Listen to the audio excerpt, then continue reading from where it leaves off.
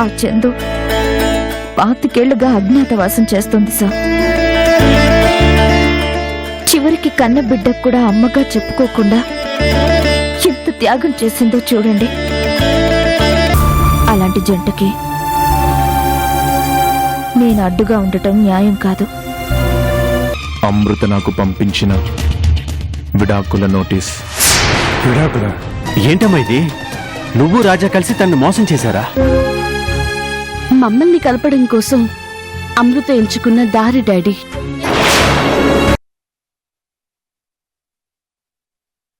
నేను కూడా చెడుగా ఆలోచించడం లేదు. మంచి కోరే నేనే నిర్ణయం తీసుకున్నాను. అందుకే విడాకులు కావాలని కోరుకుంటున్నాను. నీ నిర్ణయం చాలా తప్పు అమృత. అంటే నేనింకా ఇక్కడే ఉండి చందుకు అన్యాయం చేయడం కరెక్టా? ఒక భర్తకు ఒక భార్య, ఒక భార్యకు ఒక భర్త. ఇది మన సాంప్రదాయం, సంస్కృతి. చందు మీకు మొదటి భార్య అయితే మరి నేనేంటి?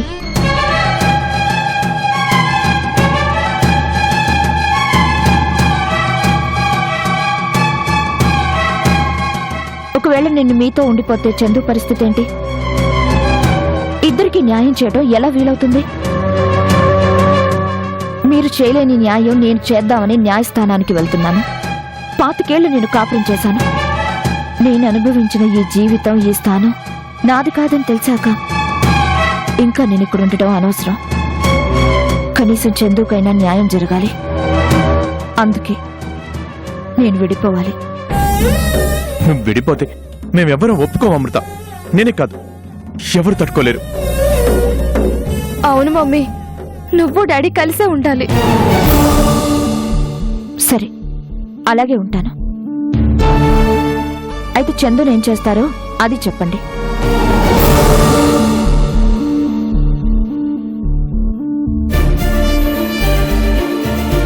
చెప్పండి. అరే, నోరెందుకు విప్పలేకపోతున్నారు? మాట్లాడాలి కదండి. పోనీ లోకం దృష్టిలో చందును అలాగే ఉంపుడు గత్తలా చూసుకుంటారా? అమృత, కోపం వచ్చింది కదా? కోపం వచ్చినా అదే నిజం. జనం రేపు అదే మాట అంటారు, అలాగే అనుకుంటారు. ఇంతకాలం కరుణగా అవమానాలు పడింది చాలదా? ఇంకా అవే మాటలు జీవితాంతం పడాలా? అవసరం లేదు. అన్నీ ఆలోచించే ఈ నిర్ణయం తీసుకున్నాను. మీరేం ఆలోచించకుండా వచ్చి నాకు విడాకులు ఇవ్వండి. అది మీకు, నాకు, చందుకు కూడా మంచిది.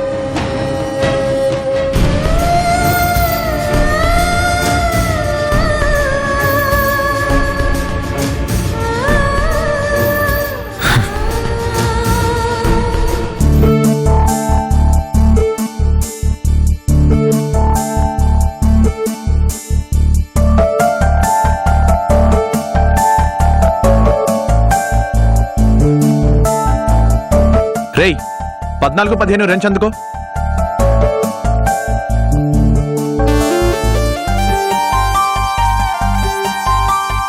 రేయ్ రేయ్, నిలబడి నిద్రపోతున్నావా? ఏం ఆలోచిస్తున్నావు? ఏమి లేదు చిన్న, అమృత గారిలో చాలా మార్పు వచ్చింది కదా. నిన్ను కూడా చాలా ప్రేమగా చూస్తుంది కదా. అయితే ఏముందిరా, నువ్వు కూడా రాజా గారి కొడుకు అని చెప్తే ఇంకా బాగా చూసుకుంటుంది కదా. ఏమంటావు? నీకెందుకు ఇలాంటి పిచ్చి పిచ్చి ఆలోచనలు వస్తున్నాయి? పిచ్చి ఆలోచనలేంట్రా? ఎప్పటికైనా నువ్వు ఆ ఇంటికి వారసుడివే కదరా. నువ్వు కాస్త మోస్తావా? నా నోరు ఎలాగో మూస్తాను గాని, ఇదిగో దీని నోరు మూయించు. ఎత్తు, మాట్లాడరా. హలో అన్నయ్య. ఏంటమ్మా ఎలా ఉన్నావు? అన్నయ్య, నీకో విషయం చెప్పాలి. మా మమ్మీ డాడీతో విడాకులు కావాలని కోర్టుకు వెళ్ళింది.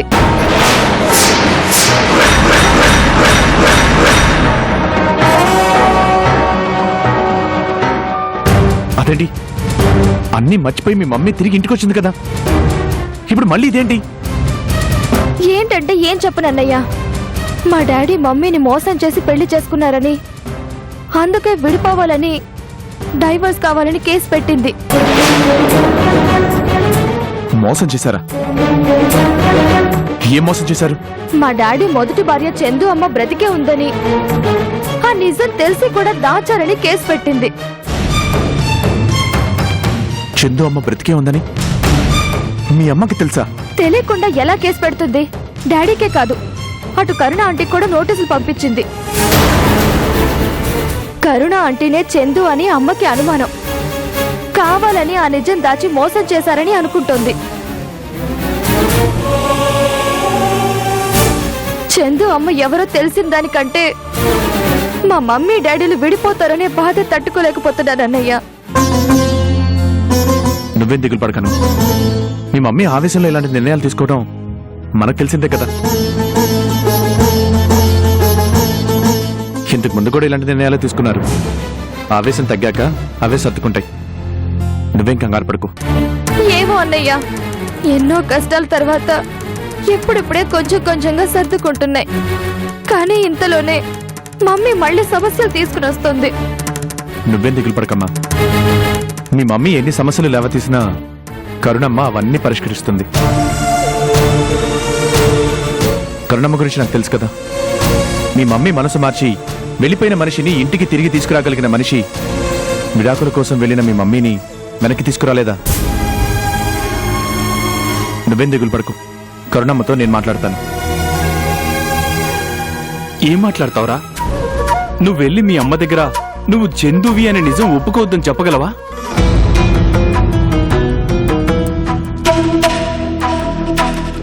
అయిపోయిందిరా. మీ అమ్మకి ఇక అజ్ఞాతవాసం నుంచి బయటపడే రోజులు దగ్గరికి వచ్చేసారా? ఈ కేసుతో మీ అమ్మ చందు అనే విషయం 10 మందికి తెలియక తప్పదురా. రే, అలా అనకురా. ఇంకెంతకాలం రా ఈ దాగుడు మూతలు? ఇప్పటికే చాలా రోజులు ఈ నిజాన్ని దాచారు. అమృత గారికి నిజం తెలిసిపోయింది. ఇక మీరు దాచాలన్నా దాగదురా. అలా బయటపడితే అమ్మ త్యాగానికి అర్థమే ఉంటుందిరా. ఇంకా త్యాగం అంటూ ఎంతకాలం మీ అమ్మ నువ్వు ఇలా చాటుగా బతుకుతారా? రే, ఒక్కటి చెప్పనా? ఇప్పుడు అమృత గారు పెట్టిన ఈ కేసు కూడా ఓ మంచికేరా. దీనివల్ల నువ్వు అనాథవు కాదని అందరికీ తెలుస్తుంది. మీ అమ్మకి అవమానాలు తప్పుతాయి. ఏం జరిగినా ఇది మీ మంచికేరా. అంతేరా చిన్న.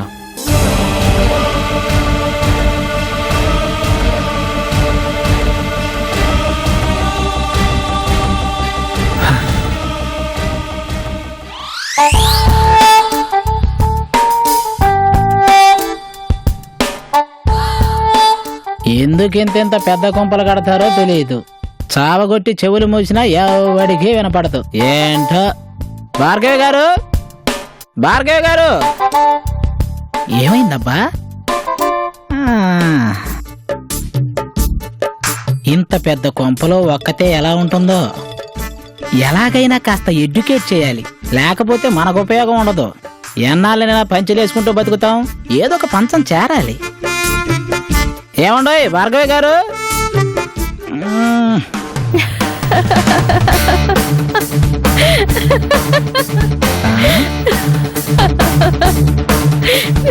ఏంటండి అంతలా నవ్వుతున్నారు? ఏదన్నా జోకా?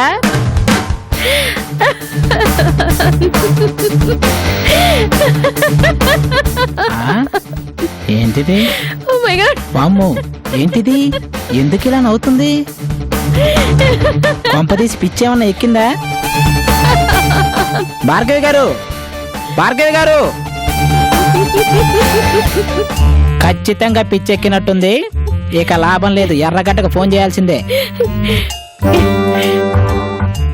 ఎవరికి అతగిరి ఫోన్ చేస్తున్నావు? మీ గురించే ఒక్క అరగంట వెయిట్ చేయండి, వాళ్ళు వచ్చేస్తారు. ఎవరు? అదే ఆసుపత్రి, ఎర్రగడ్డ ఆసుపత్రి నుంచి. అంటే నాకు పిచ్చెక్కిందనుకుంటున్నావా? ఏం డౌటా? మిమ్మల్ని చూస్తే ఎవడైనా పిచ్చని అనుకుంటాడు. ఆ నవ్వేంటండి బాబు? ఏదో డైనోసార్ పళ్ళు కిలించి పలకరించినట్టు. పెద్దోడిని నేనే పాలు తాగడానికి భయపడేలా ఉన్నా, ఇక పిల్లలైతే గుండెకి చేస్తారేమో. యాదగిరి, ఇన్నాళ్లకి నేను అనుకున్నది నెరవేరుతోంది. ఆ ఆనందం తట్టుకోలేకపోతున్నాను. కొంపదీసి మీ ఆయన ఇంటికి వస్తున్నాడా ఏంటి? అంటే అదే, మొగుడు పిల్లలకి చాలా గ్యాప్ వచ్చింది. ఇన్నాళ్ళ తర్వాత వస్తున్నాడంటే మరి పిల్లానికి పండగే కదా. నా సంతోషానికి కారణం ఆ రాజాకి అమృత విడాకుల నోటీస్ పంపించింది. అందుకు ఓహో,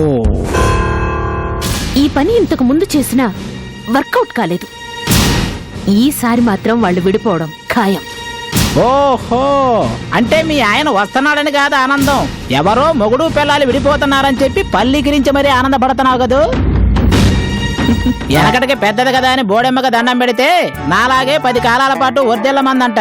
అట్టా ఉంది నీ వాలకం. యాదగిరి, మరి లేకపోతే ఏంటండి, మీ ఆయన లేకపోయినందుకు బాధపడకుండా వాళ్ళెవరో విడిపోయారని ఆనందపడతారా? అందుకే లంకాంత కొంపలో ఒంటరిగా మిగిలిపోయారు. shut up. ఆ రాజాకి నాకు ఉన్న గొడవల గురించి నీకేం తెలుసు? నాకెందుకు తెలియదండి, మన పేరు యాదగిరి. బంగారం స్కాముల దగ్గర నుంచి బొగ్గు స్కాముల వరకు ఏదైనా తెలిసిపోద్ది, ఏదైనా చేస్తాం కూడా. ఆ రాజాకి మీకు చాలా రోజుల నుంచి వారు జరుగుతుందని తెలుసు. ఆ రాజా మీద ఇప్పటికీ మీకు ఏదో ఉందని కూడా తెలుసు. చూడండి భార్గవి గారు, మీరు మీ శత్రువు మీద విజయం సాధించాలంటే ఇదిగో వాళ్ళు అనుభవించలేని ఆనందాలన్నీ మీరు అనుభవించి చూపించాలి. ఇప్పుడు మీకు మొగుడు లేడు, ఆ రాజాకి పెళ్ళం లేదు, ఇందులో ఆయన ఓడిపోయింది, మీరు గెలిచింది ఏముందండి? ఒక్కసారి మీ మొగుడుతో సంతోషంగా ఉన్నట్టు చూపించండి, అది గెలుపు. ఒకవేళ భర్త లేకపోయినా భర్తలాగా ఉండే వాళ్ళను చూసుకుని సెటిల్ అయిపోయారనుకో, ఇదిగో అనుకో.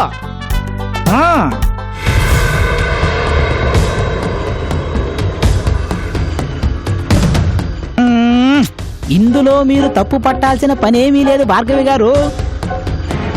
ఇప్పుడు ఎదుటోన్ని ఊరించాలంటే దాహం వేసేవాడి ముందు మనం పుల్లైసి చీకితే ఎలా ఉంటది?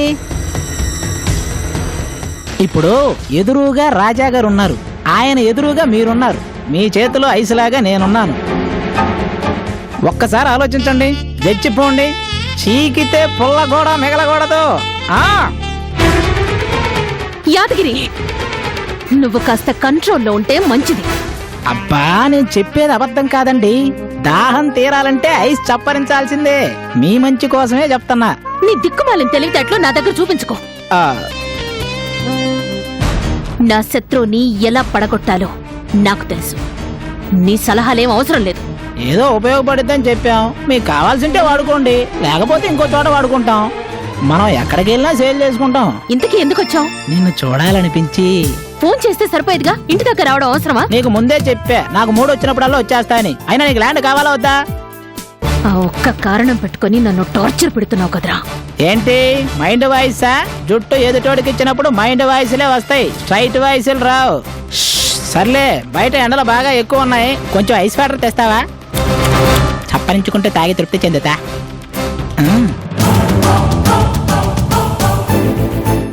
రాస్కెల్.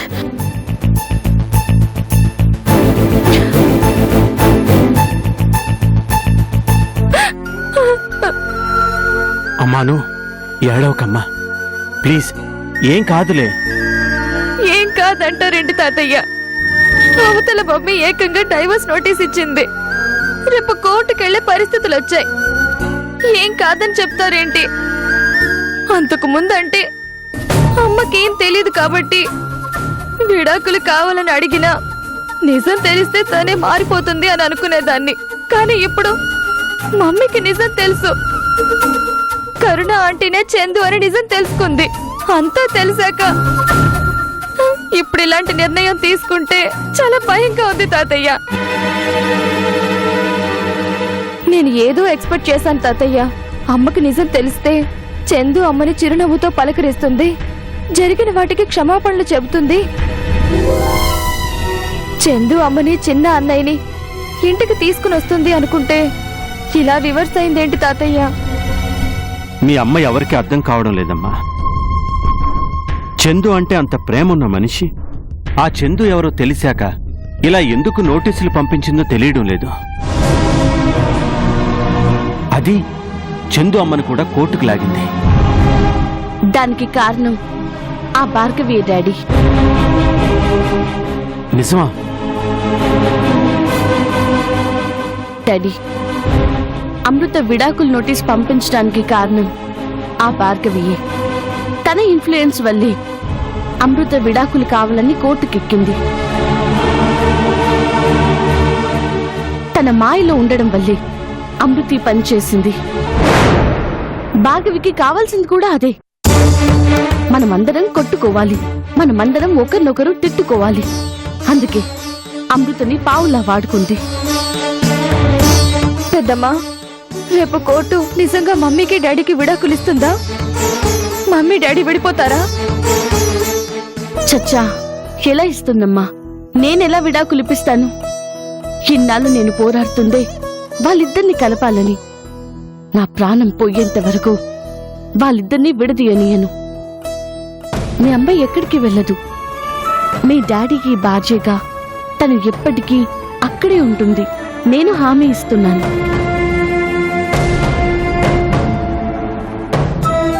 మరి నీ పరిస్థితి ఏంటమ్మా? నాదే ఉంది డాడీ. నాకు ఒంటరిగా బతకడం కొత్తేం కాదుగా. ఇన్నేళ్లు ఒంటరిగానే బతికాను. ఇప్పుడు తోడుగా మీరున్నారు, నా కొడుకున్నాడు. ఇక అంతకంటే ఏం కావాలి? లేదు పెద్దమ్మా, నువ్వు కూడా మా ఇంటికి రావాలి. నువ్వు, మమ్మీ, డాడీ, నేను, అన్నయ్య, తాతయ్య అందరం కలిసి ఉండాలి. ఇది నా కల పెద్దమ్మా.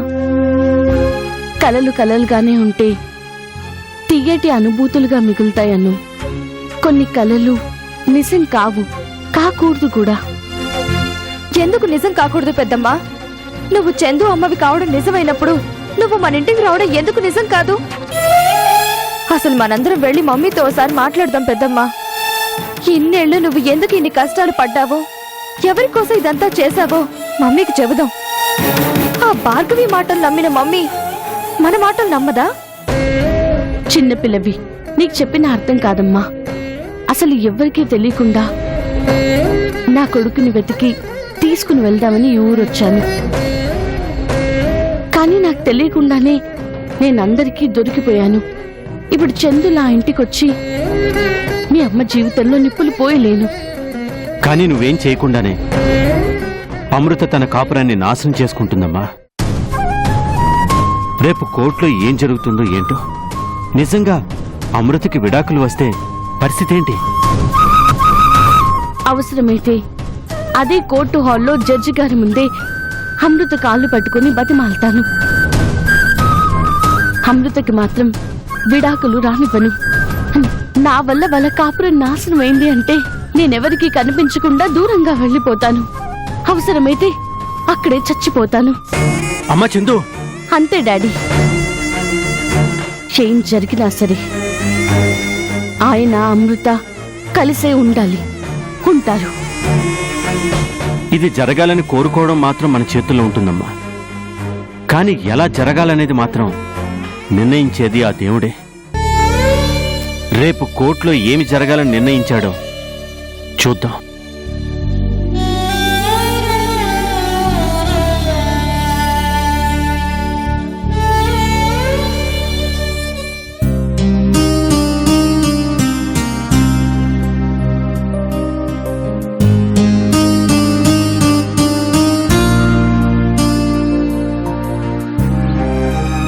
మూర్తి గారు, నేను ఈరోజు ఆఫీస్కి రాలేకపోవచ్చండి. ఏంటంటే ఏం చెప్పగలనండి, విడాకుల కేసు కోసం కోర్టుకి అటెండ్ కావాలి కదా. కోర్టుకి వెళ్ళకపోతే కోర్టు ధిక్కార నేరం కింద మరో కేసు వేస్తారేమో తెలియదు కదా మూర్తి గారు. అందుకే వెళ్ళొస్తాను. ఈ వయసులో విడాకుల కోసం కోర్టు చుట్టూ తిరుగుతున్న మనిషిని బహుశా నేనే అనుకుంటా.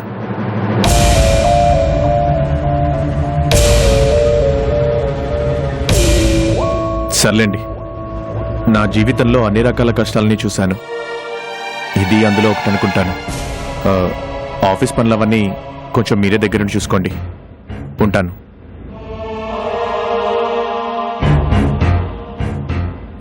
దీక్షితులు గారు, నేను బయలుదేరుతున్నానండి. ఇంకో అరగంటలో అక్కడ ఉంటాను. అలాగేనండి.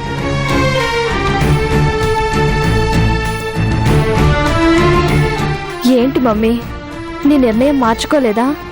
అను, నువ్వు ఈ విషయంలో తలదూర్చుకో. చక్కగా చదువుకో. ఇది నా వ్యక్తిగతమైన విషయం. అంటే నేను నీకు సంబంధించిన మనిషిని కాదా మమ్మీ? ప్రపంచంలో ఏ బిడ్డైనా తల్లిదండ్రులకు వ్యక్తిగతమైన మనిషే. ఆ బిడ్డకు సంబంధం లేకుండా ఆ బిడ్డ ఇష్టాలతో పని లేకుండా విడాకులు తీసుకుంటే ఆ బిడ్డ ఏం కావాలి? నువ్వేం కావను, నీకే లోటు ఉండదు. నిన్ను జాగ్రత్తగా చూసుకోవడానికి అందరూ ఉన్నాం కదా. నన్ను చూసుకోరని కాదు మమ్మీ, నన్ను చూసి నలుగురు నవ్వుతారని. మీ అమ్మా నాన్నలు విడాకులు తీసుకుంటున్నారంట కదా అని కాలేజ్ లో నవ్వుకుంటున్నారు మమ్మీ. విడాకులు తీసుకుంటారని నవ్వుకుంటారా? మరంతకు ముందు మీ నాన్నగారు చేసిన పనులకి ఎవరు నవ్వుకోలేదా? నన్ను చూసి కూడా జనాలు నవ్వుకుంటున్నారు. నీ కళ్ళ ముందే తిరుగుతూ ఆ చందు నిన్ను ఎంత మోసం చేసిందో, నీ భర్త నీ కూతురు నిన్నెంత వెర్రదాన్ని చేశారో చూడు అని తెగ నవ్వుకుంటున్నారు. మరి నేనేం సమాధానం చెప్పాలి? అమృత, నువ్వు ఎందుకు అలా ఆలోచిస్తున్నావు నాకు అర్థం కావడం లేదు. కాస్త నేను చెప్పేది కూడా విను. మమ్మీ, నీకు చందు అమ్మ అంటే చాలా ఇష్టం, కానీ ఆ అమ్మాయి ఎవరో తెలిసాక కూడా నువ్వు ఇలాంటి నిర్ణయం తీసుకోవడంలో అర్థం లేదు మమ్మీ. నేను నా నిర్ణయాలు ఎవరికీ అర్థం కావు. నిజమే, నేను అర్థం లేని మనిషినని నన్ను అందరూ అర్థం చేసుకోవడం మానేశారు. మోసం చేయడం అలవాటుగా మార్చుకున్నారు. మమ్మీ, వద్దను, నన్ను అనవసరంగా కదిలించొద్దు. నేనన్నీ ఆలోచించే ఈ నిర్ణయం తీసుకున్నాను. అంతగా ఆలోచించే మనిషివైతే నువ్వు ఇలా తొందరపడవు అమృత. మనుషుల గురించి, వాళ్ళ విలువల గురించి నీకు అర్థం కాకపోవచ్చు, కానీ వాళ్ళు దూరం అయ్యాక మాత్రం తప్పకుండా అర్థమవుతుంది. ఇప్పటికి నాకు అందరూ దూరం అయిన వాళ్లే గాని నా మనసుకు దగ్గరైన వాళ్ళు ఎవరున్నారు? నా మనసును అర్థం చేసుకునే వాళ్లే అయితే చందు డైరెక్ట్ గా తనే వచ్చి నిజం చెప్పేది. మీరైనా చెప్పేవాళ్ళు. కనీసం ఇదిగో ఇదైనా ఈ అమ్మకి నిజం చెప్పేది. ఎవరికి వాళ్ళు ఎవరి గుట్టు వాళ్ళ దగ్గర దాచుకున్నారంటే నాకు దగ్గరైన మనుషులు మీలో ఎవరున్నారు? నాకు మీతో వాదించే ఓపిక లేదు. టైం అవుతుంది, నేను వెళ్తున్నాను.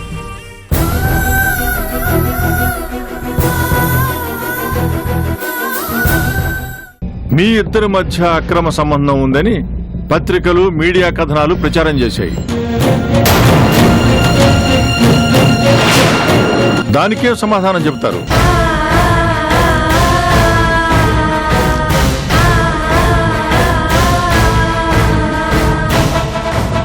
చెప్పలేదు, ఎందుకంటే వాళ్ళిద్దరి మధ్య అక్రమ సంబంధం ఉంది కనుక.